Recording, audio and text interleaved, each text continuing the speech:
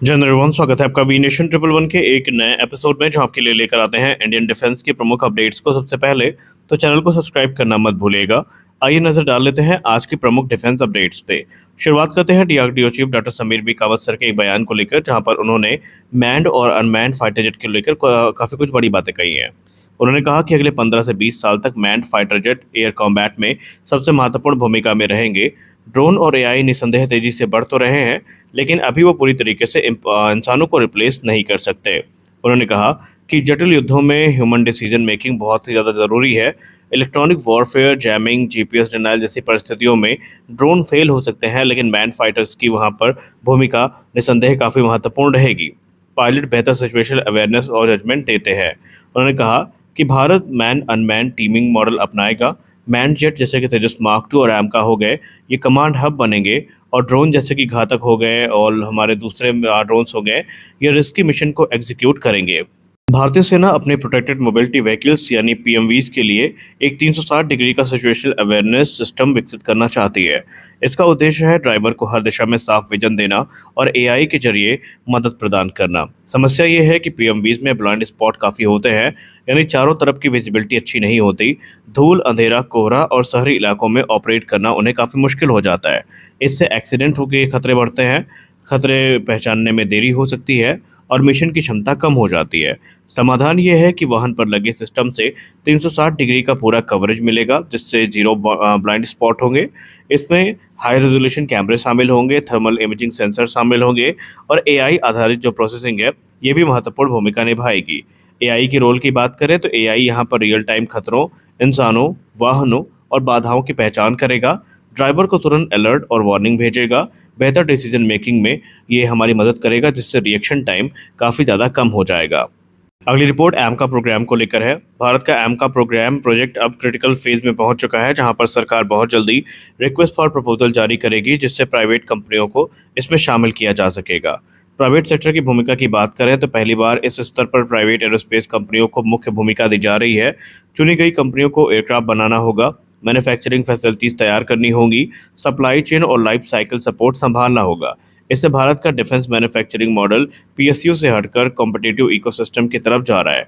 पहले क्या हुआ था, 2025 में एरोनॉटिकल डेवलपमेंट एजेंसी ने एक्सप्रेशन ऑफ इंटरेस्ट जारी किया था। इसमें कंपनियों का एमका डेवलपमेंट में भाग लेने के लिए जो इन्विटेशन है वो आया था और उसको स्वीकार भी किया गया था। एमका भारत का पहला 5th जनरेशन फाइटर एयरक्राफ्ट है। इसके लिए तैयारियों में कोई कमी नहीं छोड़ी जा रही है। ये विमान अपने stealth, internal weapon bay, sensor fusion, network centric warfare और दूसरी कैपेबिलिटीज़ के लिए जाना जाएगा, और भविष्य में ये भारतीय वायुसेना की बैकबोन बनने वाला है। ये भी क्लियर कर दिया गया है कि जो कंपनियां भारत का 5th जनरेशन फाइटर जेट बनाएंगी, उन्हीं के कंधों पर भविष्य में 6th जन फाइटर की जो जिम्मेदारी है, ये भी होने वाली है। रूस का PD-8 टर्बोफैन इंजन अब अपने एडवांस स्टेज पर है और इसने 6100 घंटे के टेस्ट पूरे कर लिए हैं।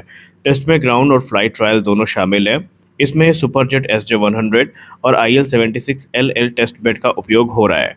अब तक 140 से ज़्यादा फ्लाइट्स हो चुकी हैं और इंजन का प्रदर्शन, स्टेबिलिटी और high angle of attack condition पर परीक्षण चल रहा है। इंजन पर एक्सट्रीम कंडीशंस भी टेस्ट हुए हैं, जैसे कि जो ठंडे इलाकों में इसकी टेस्टिंग हुई है, जो नॉइस टेस्ट है वो हुआ है, और लॉन्ग टर्म जो ड्यूरेबिलिटी चेक है ये भी हो चुका है। ये विमान जनवरी 2026 में यानी SJ-100 जो है ये भारत में आया था। इसने विंग्स इंडिया में पार्टिसिपेट भी किया था और इस समय भारत की नज़र इस विमान पर बनी भी हुई है। और जब से इंजन की खबरें सामने आई है, भारत लगातार पूरे प्रोग्राम को मॉनिटर कर रहा है। सर्टिफिकेशन टाइमलाइन की बात करें तो अप्रैल 2026 तक PD-8 इंजन की सर्टिफिकेशन की बात की गई थी। फिलहाल इसके करंट स्टेटस पर अपडेट नहीं है, लेकिन SJ-100 विमान जो है ये जुलाई 2026 तक सर्टिफाई हो जाना था।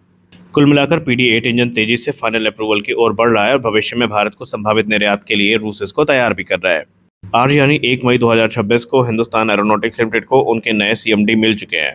आज रवि कोटा सर ने 1 मई 2026 को हिंदुस्तान एरोनॉटिक्स लिमिटेड के 22वें चेयरमैन और मैनेजिंग डायरेक्टर के रूप में अपना पदभार संभाला है। उन्होंने डॉक्टर DK सुनील सर की जगह ली है, जो 30 अप्रैल 2026 को रिटायर हुए हैं। अनुभव और बैकग्राउंड की बात करें तो रवि कोटा सर के पास 30 साल से ज़्यादा का अनुभव है। वो एरोस्पेस एंड डिफेंस में इस अनुभव को काफ़ी ज़्यादा यूज़ भी करते हमें दिखे हैं। मैन्युफैक्चरिंग और इलेक्ट्रॉनिक्स में भी इन्हें अच्छा खासा अनुभव है। ये पहले एचएएल में डायरेक्टर ऑपरेशंस थे और एचएएल को जो महारत्न स्टेटस दिलाने में इनकी जो भूमिका है वो काफ़ी महत्वपूर्ण थी। इनका विजन ये है कि हिंदुस्तान एरोनॉटिक्स लिमिटेड को ग्लोबली कॉम्पिटिटिव एयरस्पेस और डिफेंस कंपनी बनाना है। इनोवेशन, एआई, ऑपरेशनल एक्सीलेंस और स्किल्ड वर्कफोर्स में इनका फोकस रहेगा। इनकी उपलब्धियों की बात करें तो इन्होंने 180 Tejas Mark 1 alpha, 156 light combat helicopter Prachand और इसके अलावा तेजस की फ्लीट को ऑपरेशनलाइज कराने में अपनी महत्वपूर्ण भूमिका निभाई है और इसके लिए ये जाने भी जाते हैं। इन्होंने फ्लीट सर्विसबिलिटी बढ़ाई है और कस्टमर इकोसिस्टम को भी बेहतर किया है और स्वदेशीकरण को बढ़ावा देने में इनका नाम काफ़ी ज़्यादा सम्मान से लिया जाता है।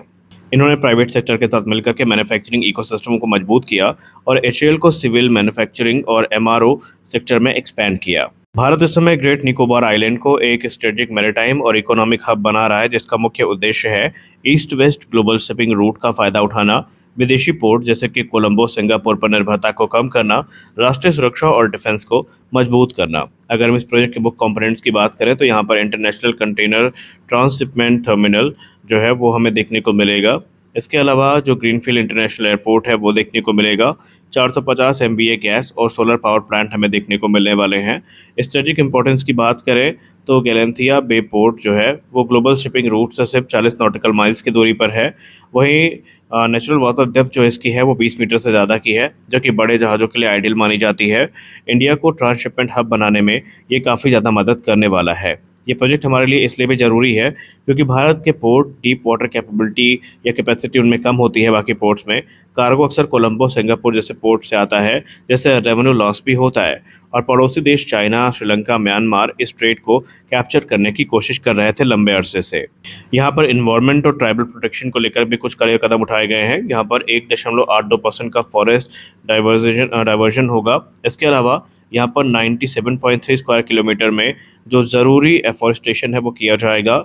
जो शोपिन और निकोबारीज ट्राइब्स हैं इनको डिस्प्लेस बिल्कुल नहीं किया जाएगा।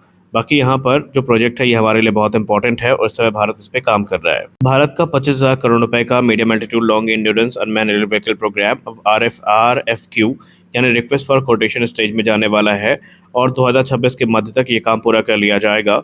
इस प्रोजेक्ट में 87 जो ड्रोन्स हैं ये खरीदे जाएंगे ट्राई सर्विसेज यूज़ के लिए। इंडियन कंपनियां बिड्स दे रही हैं, ज़्यादातर फॉरेन पार्टनर के साथ हैं, जैसे कि एल्बिट सिस्टम हो गया, इजराइल एरोस्पेस इंडस्ट्रीज़ हो गई या जनरल एटॉमिक्स हो गई। बिड सबमिशन की डेडलाइन मई 2026 तक एक्सटेंड हुई है और जो ग्लोबल टेंशन्स हैं ये इनका प्रमुख कारण बताए जा रहे हैं।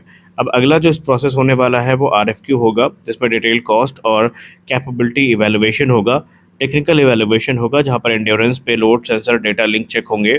इसके अलावा फील्ड ट्रायल्स होंगे जहां पर रियल वर्ल्ड परफॉर्मेंस टेस्टिंग होगी और ट्रायल के बाद जो फाइनल सिलेक्शन है ये किया जाएगा। फाइनल ऑर्डर 2 कंपनियों में स्प्लिट होगा जिसका रेशियो 64:36 होगा।